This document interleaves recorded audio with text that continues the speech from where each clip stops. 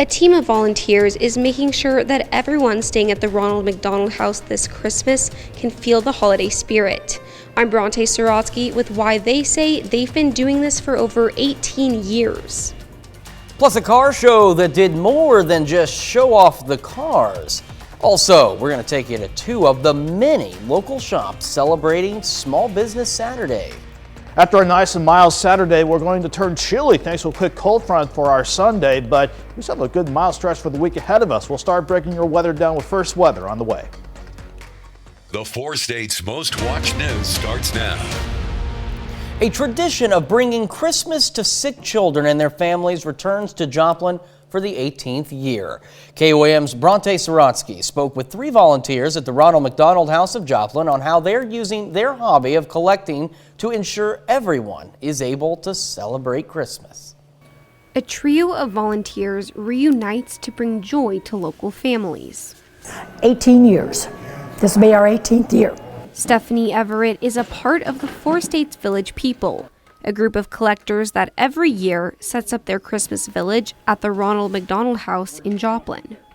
Because we felt like this was something our club could do to bring some happiness to children and to families during the holidays. Over the past 12 years, they've collected the pieces to help create the perfect display to put everyone in the holiday spirit. She is joined by other longtime volunteers, like her husband, Jim. We enjoy coming to bring some joy to the family and to the children that are here.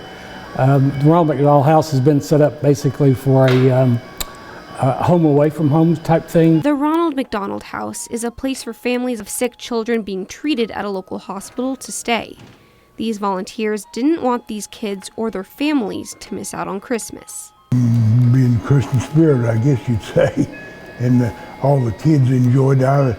I was over here, probably 20 years ago, and some of the kids was here, and I visit with them.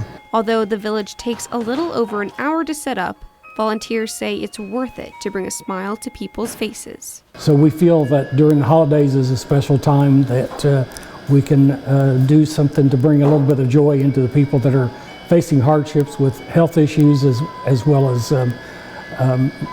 being a problem with being away from home for the holidays. They say they just want everyone in the community to have a Merry Christmas, and that health issues or other hardships shouldn't interfere with that. In Joplin, Bronte Sorotsky, KOAM News.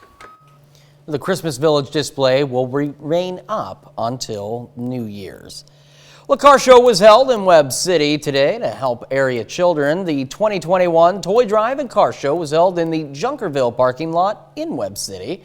Anyone was able to bring in a car to show off. The only catch was that participants also had to bring in a gift to donate. And all those donations went directly to the Salvation Army.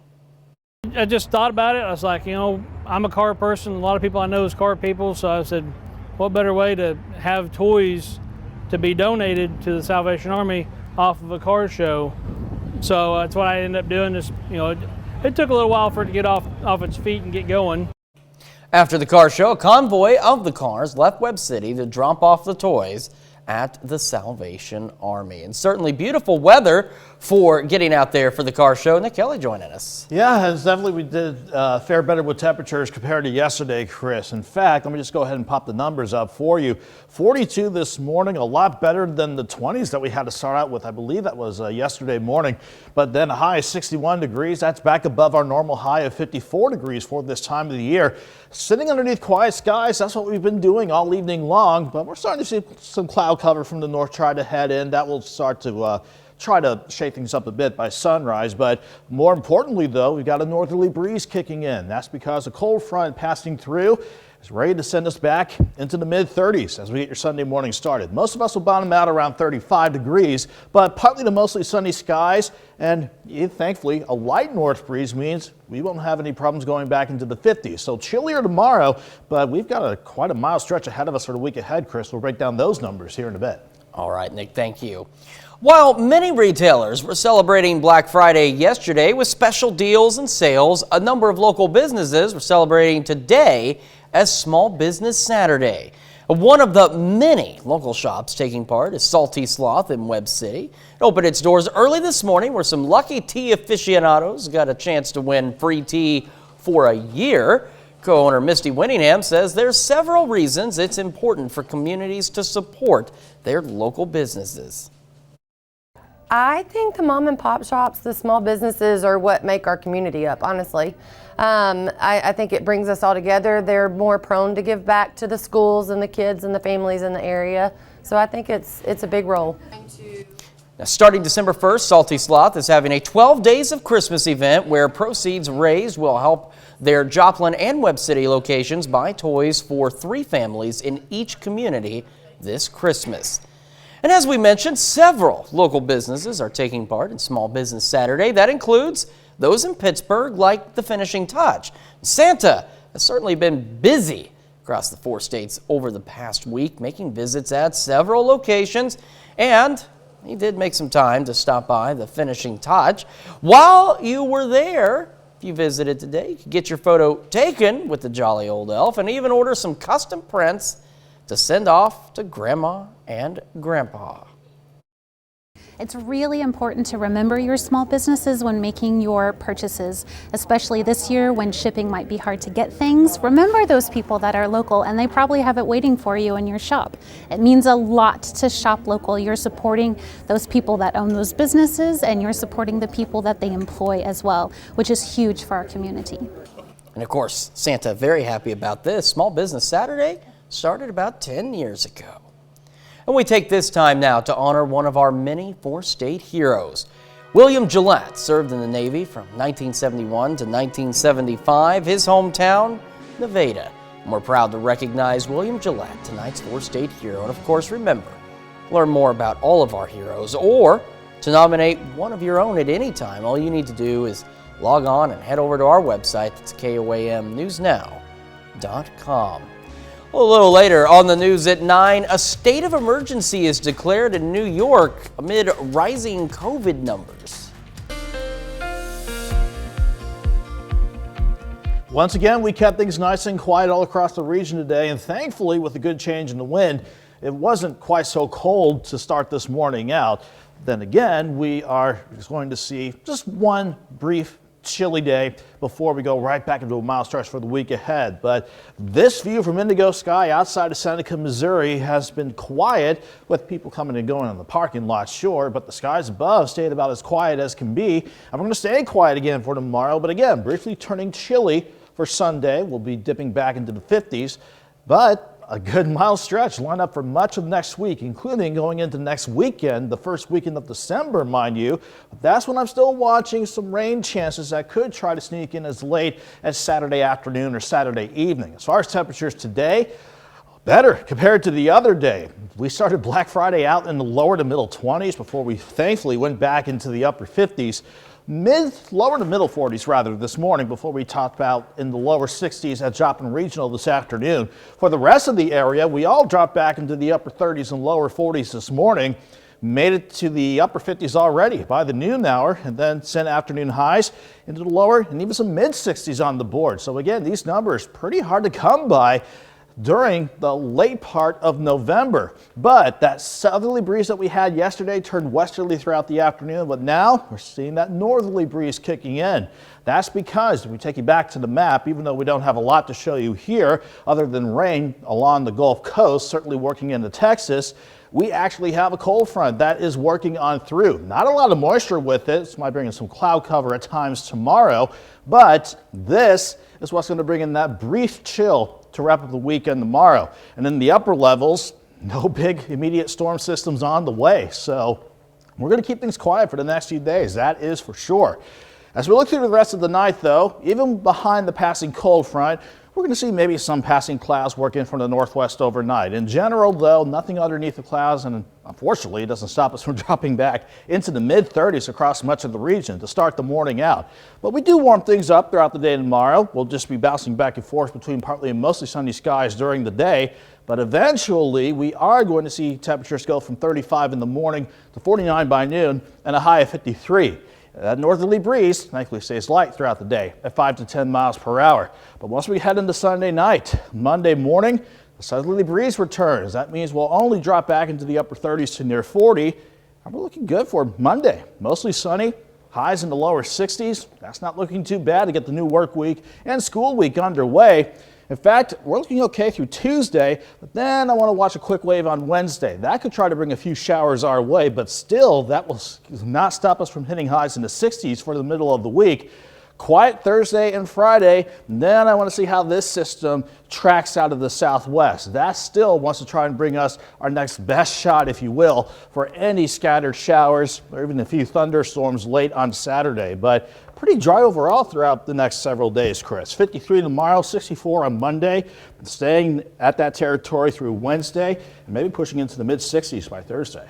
Not looking too bad. I mean, considering we're heading into the first few days of December, I mean, this is pretty nice for this time of year. Yeah, we got to be thankful for numbers like that, because if we stick with Doug's pattern, those numbers will not last long. Hopefully, I hate to say, because you guys know I hate the cold, but hopefully they don't, because anytime we get like this in December, it always takes me back to the ice storm of '07. We were mild through the Joplin Christmas parade, a little bit rainy, and then just all of a sudden, the world came unglued in the middle of December. So hopefully that's not going to be the case anytime soon. I can definitely promise you the next 7 days, we're not going to see the likes of that. Good, good. Okay, the next 7 days, we're good. You heard it from no Nick? ice. We're No fine. ice. All right, Nick, thank you so much. Well, guess what? We've got more news coming your way. Health officials around the world are tracking a new COVID-19 strain that could be even more contagious than the Delta variant. I'm Jonathan Seri in Atlanta. I'll have details coming up. New York Governor Kathy Hochul is declaring a state of emergency due to COVID-19. She cites a high transmission rate in the emerging Omicron COVID-19 variant. Hochul says she's worried COVID-19 cases will overwhelm hospitals. Statewide, healthcare facilities are logging more than 300 new coronavirus admissions a day. Hochul says that's why she's empowering health officials to limit non-essential medical procedures. Protocols will start December 3rd and run until at least mid-January. The emergency declaration also helps the state get supplies more quickly. President Biden has announced new travel restrictions as health experts show concern about a new coronavirus variant. Starting Monday, the U.S. will halt travel from South Africa and 7 other African countries. This as health experts report that the Omicron variant is spreading through the southern part of the continent. Biden says he made the decision on the advice of his COVID response team out of concern about what experts do not know about the variant. Travel ban does not apply to Americans and lawful permanent residents of the U.S. Cases of the new variant have also been detected in Hong Kong and Israel. New concerns over that newly discovered strain of the coronavirus could be even more contagious than the current virus. The U.S. joining many other countries, as we mentioned, in restricting air travel from South Africa, where the variant appears to be originating. Fox News correspondent Jonathan Seri is in Atlanta with the latest. What we do know is that this variant has a large number of mutations. And the concern is that when you have so many mutations, it can have an impact on how the virus behaves. Those mutations include multiple changes to the spike protein, the part of the virus that penetrates human cells. Although researchers are still determining the actual threat, Omicron's rapid spread through southern Africa concerns the British health minister. The early indications we have of this variant is that it may be more transmissible than the Delta variant, and the vaccines that we currently have may be less effective against it. International health officials are redoubling their efforts to get most of the world population vaccinated. They face challenges increasing supply in poor countries while encouraging demand in rich ones. Nevertheless, health experts say vaccination is key to controlling the coronavirus and slowing its mutations. The vaccines are going to continue to work against this variant. The question is how decreased their effectiveness will be. They'll work, but they may not work as well. For now, the highly infectious Delta variant is what's driving most COVID infections in the U.S. In Michigan, where colder temperatures are driving more people to gather indoors, the federal government is sending 44 military doctors, nurses, and respiratory therapists to assist overburdened hospitals. If we had probably somewhere between 200 and 300 just at Dearborn alone, that would make us feel a lot better. And probably for the entire health system, 1,000 nurses would be fantastic. Merck has released new data suggesting its experimental COVID treatment pill was only 30% effective in preventing hospitalizations and deaths. That's down from the 50% the company reported in a smaller, earlier study. On Tuesday, the FDA's advisory panel is scheduled to meet to discuss whether to recommend this treatment for FDA authorization. In Atlanta, Jonathan Seri, Fox News. We've got more news coming your way, including some numbers from Black Friday, which show a promising sign for the upcoming holiday season. Soaring Black Friday sales this year may be a sign we're returning to a normal holiday season. What's traditionally the busiest shopping day for retailers could break records this year. An early morning MasterCard Spending Pulse report gives high retail marks. In-store sales are up about 40% overall. Apparel stores are up nearly 50%. Department stores up more than 30%. Electronics store sales are up more than 15%, and e-commerce gained about 5%. By noon Eastern time, shoppers had spent about $5.8 billion. That's up 7% compared to the same period last year. And with Thanksgiving now behind us, people are rushing to get their Christmas trees, but is it better to buy now or later? Well, Forbes advisors have some tips for buying your tree. They say trees are about budgets, styles, and timing. Now's good for farm buying, and you're supporting local businesses. Prices are lower near Christmas, but best looks and styles might already be picked over. You can choose between several types, such as evergreens, firs, spruces, and pines. And if you're going artificial, any time to buy may be good, but right before Christmas or now with Black Friday and Cyber Monday deals are your best options. A major consumer products company recalled some deodorants over cancer concerns. Procter & Gamble is voluntarily recalling all lots of Old Spice and Secret Spray deodorants due to concerns of the presence of benzene, a chemical linked to cancer. The Old Spice recalls include High Endurance AP Spray, Hardest Working Collection Spray, Below Deck Powder Spray, and the Pure Sport gift set. Now, the Secret recalls include Secret Powder Fresh, Secret Fresh Collection, and Secret Outlast Collection dry sprays. The expiration dates are through September of 2023. Reimbursements will be offered, and consumers should stop using them. For a list of the 18 products, see newspg.com. Well, food banks continue to struggle to feed more families than ever during the pandemic, and now they're facing another challenge: increasing food prices and supply chain issues. Fox News correspondent Laura Green has the story. This time of year, the lack of food or warmth or family is much more keenly felt. But the pandemic has created an economic chain reaction, bringing even more hardship. Here in New York, hundreds of people have received their Thanksgiving supplies. Last year, this food bank purchased turkeys for $12 each. This year, it cost them nearly $20.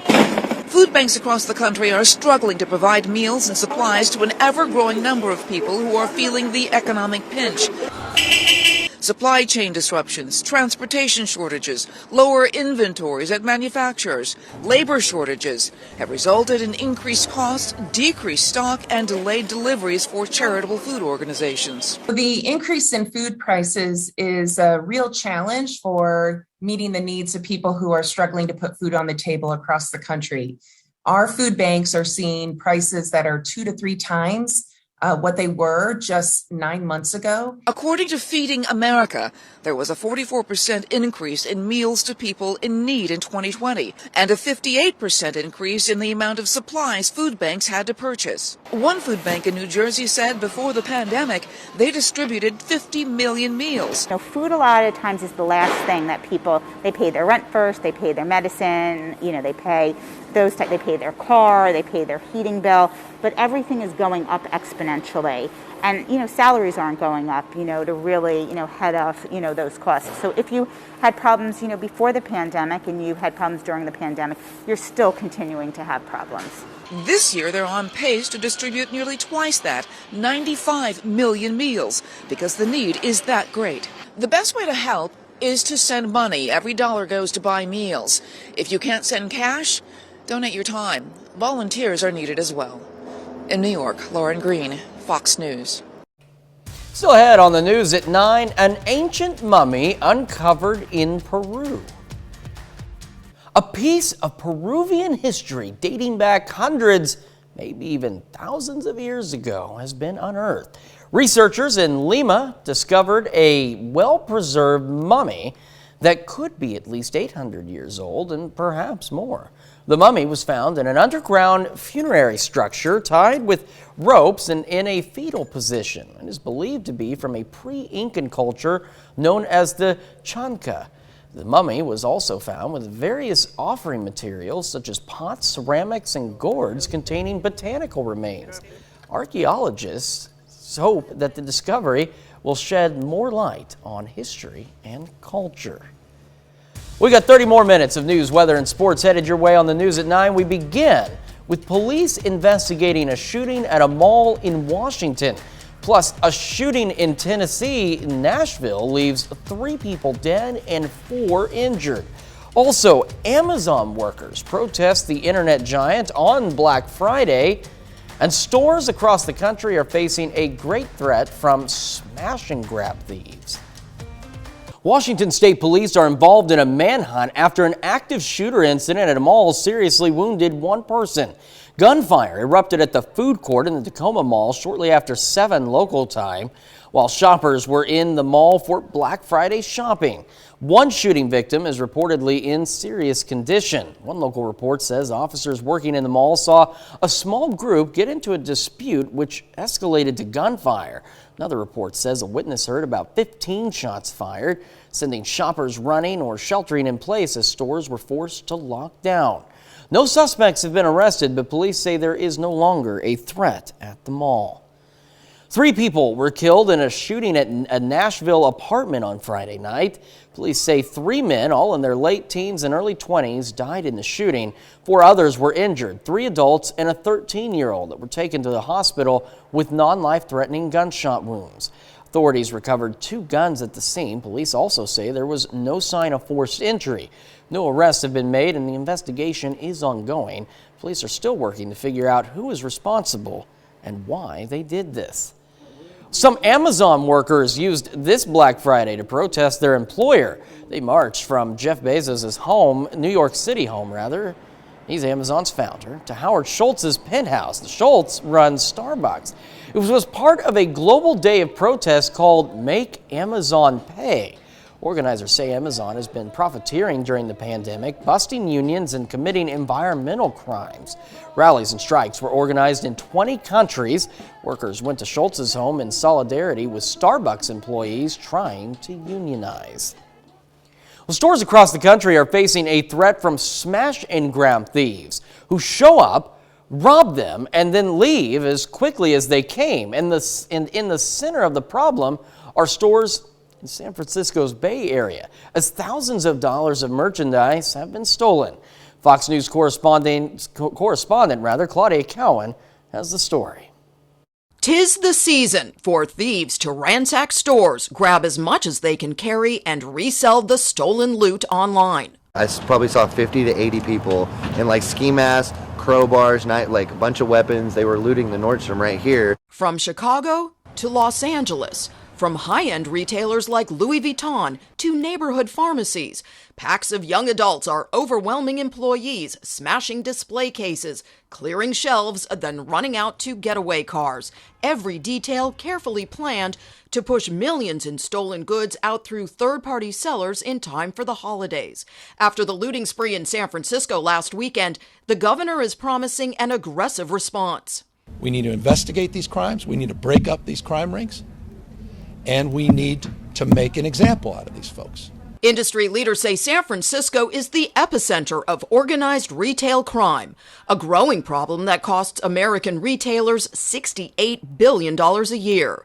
Critics say nothing will change without vigorous prosecutions and the repeal of a California law that classifies theft of under $950 as a misdemeanor. And there is no fear of any type of repercussions. So people are coming into the city and just causing havoc, knowing that they can get away with it. San Francisco's DA has filed charges against 9 suspects arrested last Friday, and the investigation continues. But for many retailers struggling to recover from the pandemic, the shoplifting epidemic is a 1-2-3 punch. When you have the domino effect of COVID and the supply chain crisis, it really puts a pressure on us to keep our customers safe, to service our customers, and to do business in certain parts of the country.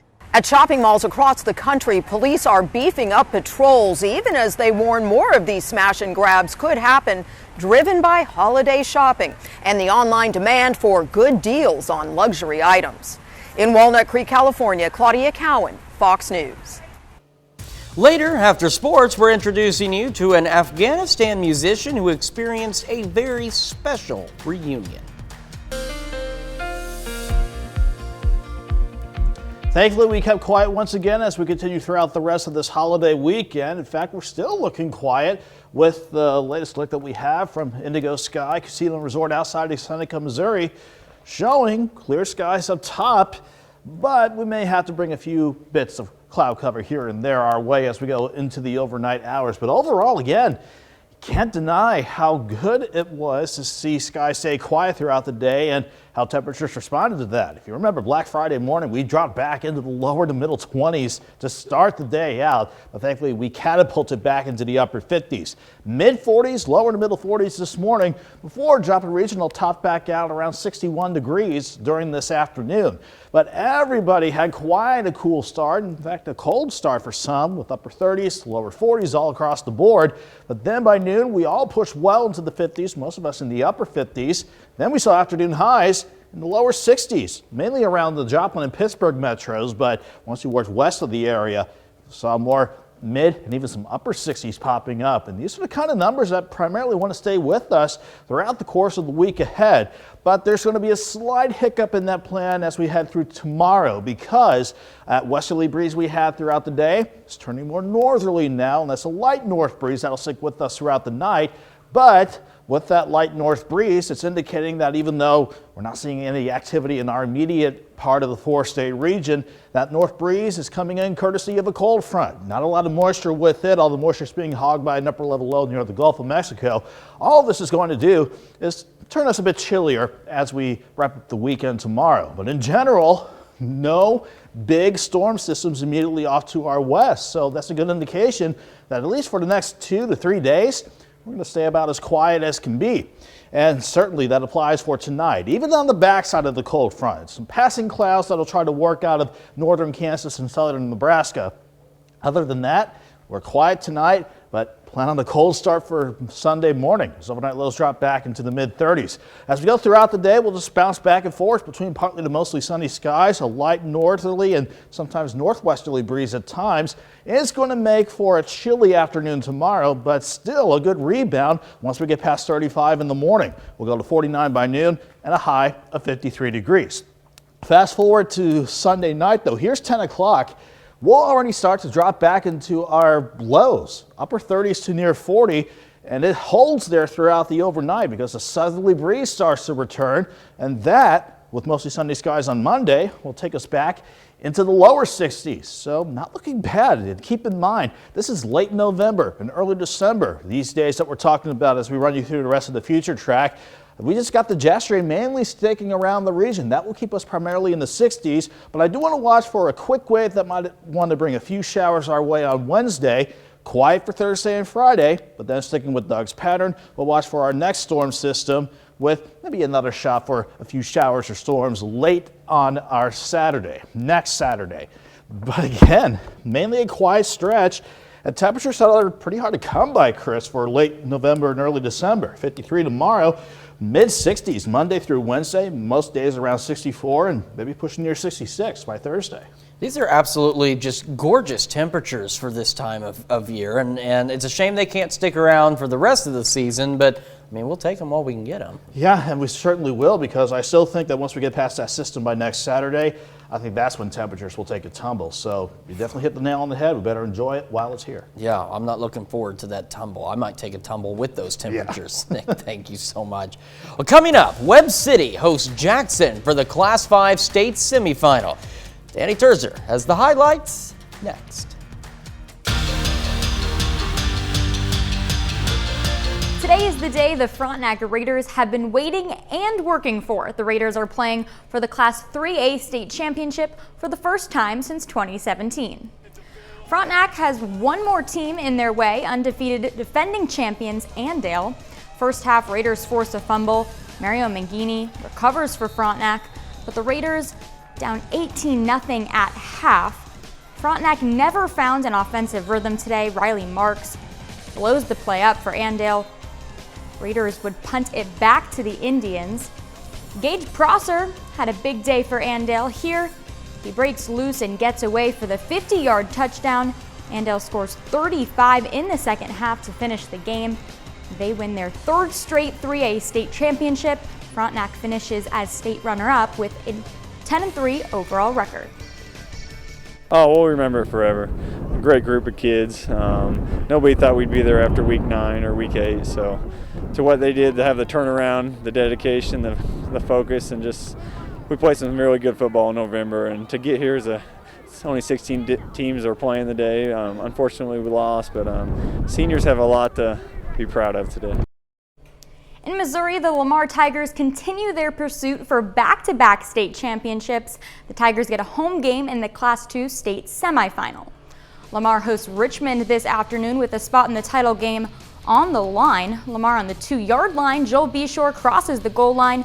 13-0 Tigers. Still in the first, Keyshawn Elliott looks downfield, throws it deep in the end zone. Jordan Alexander comes up with the ball. Richmond trails 13-7. Second quarter, Beshore quick pass to Austin Wilkerson. Running around to the near side, he takes it in for the score. 2-point conversion makes it 21-14. Later, big look downfield. Elliott heaves the ball to Alexander. He runs it all the way to the house. It's a 1-point game in the third. Lamar gets by Richmond 21-20 to punch their ticket to the title game. We knew that this was going to be a tough game for us. Richmond's a great football team, and we just stuck together and focused more about us than them.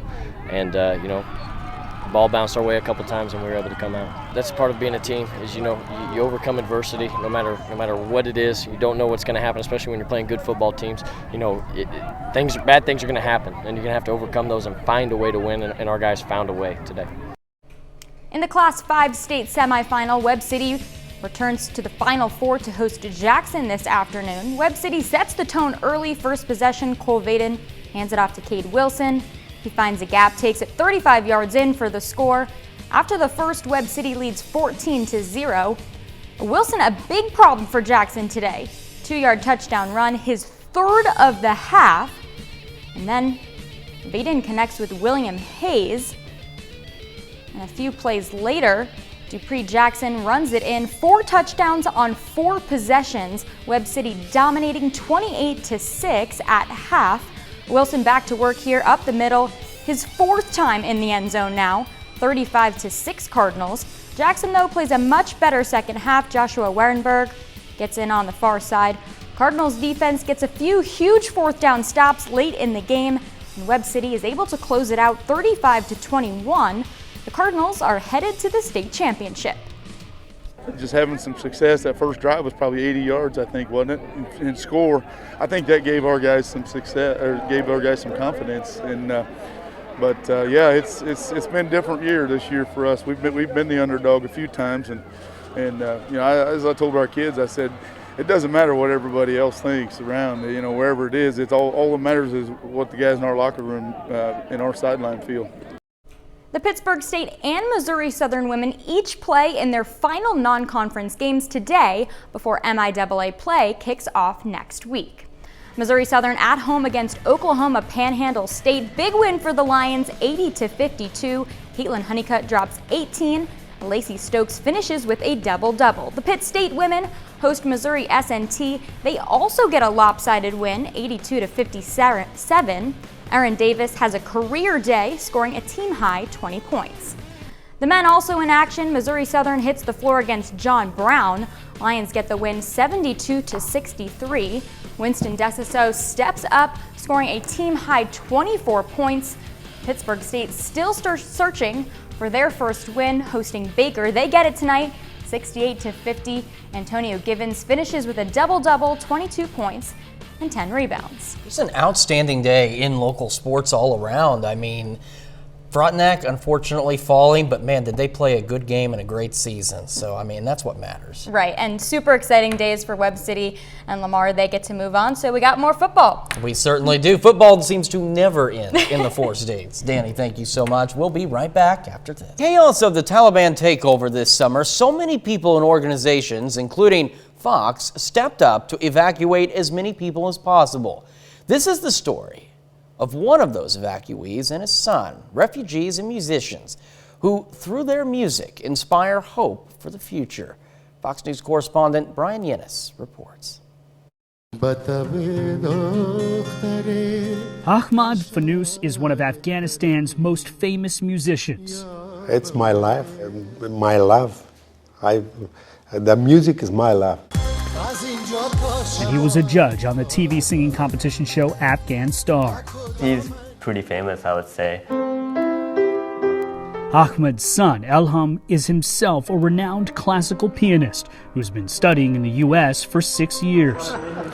They reunited in New York City after 5 years apart. For me, it was unbelievable. I couldn't believe that I was hugging him. I was very excited to see my son after 5 years. Ahmad fled Afghanistan in August after the Taliban left a threatening note on his instrument case. Did you believe the Taliban was going to kill you? Maybe. The last time the Taliban ruled Afghanistan, music was illegal. It was extremely difficult for us to even practice. So my dad was practicing very privately. Scared, the Fanous family contacted Leslie Rosenthal, the COO of the Juilliard School. Leslie reached out to Fox Corporation, which was able to get Ahmad, his daughter, son-in-law, and 3 grandkids out of the country. For Afghan music to be safe in exile in other countries means that Afghan music will continue. Days after reuniting, Ahmad watched his son perform at a fundraiser for Afghan refugees in New York. When I listen to him, it gives me chills. He sings with love, and I think that's the most important part of him. Ahmad and Elham are still waiting to be reunited with the rest of their family. In New York, Brian Yennis, Fox News. Next, I'm sure we've all got some Thanksgiving leftovers hanging out in the fridge, but how long should you let them stick around? We've got that answer coming up.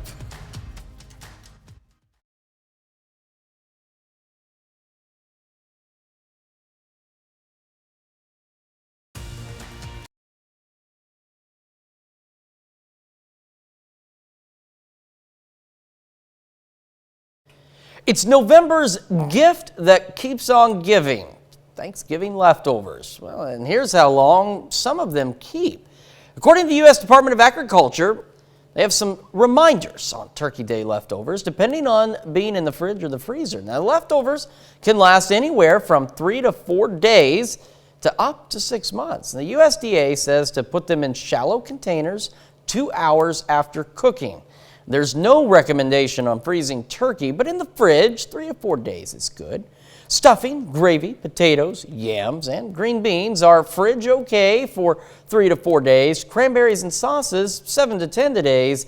And we're just going to go ahead and lay this out there for you. Freezing overall is not recommended. I don't know about anybody else out there, but I know that growing up, we had our Thanksgiving leftovers stick around for a little bit longer than that. Nick, how long do you keep your Thanksgiving leftovers? Maybe 3 to 4 days tops. 3 to 4 days. See, you're following the guidelines. Sean, Thanksgiving leftovers? About a week at most. Week at most. Okay, well, don't keep it any longer than that. Guys, thank you so much. That is our time for now. We're going to do it again tomorrow night. Thanks for making us part of your night.